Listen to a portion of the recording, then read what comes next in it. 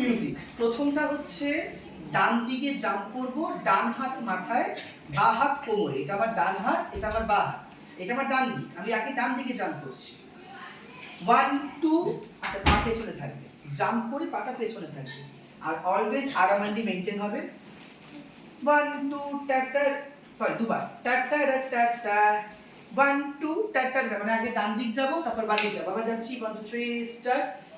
টাক টাক tata tata, টাক টাক টাটা টাটা হওয়ার পর আগে ডান দিকে হাত কর্নারে, ডান দিক কর্নার তখন বাঁ পা খোলা, বাঁ দিক কর্নার মানে ডান পা খোলা, আবার ডাউন কর্নার মানে বাঁ পা খোলা, এদিকে ডাউন কর্নার মানে ডান পা খোলা।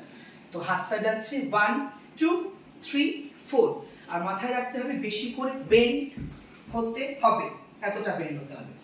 আবার যাচ্ছি 1 2 tata tata, 2 2 tata tata, tata tata tata tata বলেই বাঁ পায়ের ঘরে ডান পা টেনে আনছি।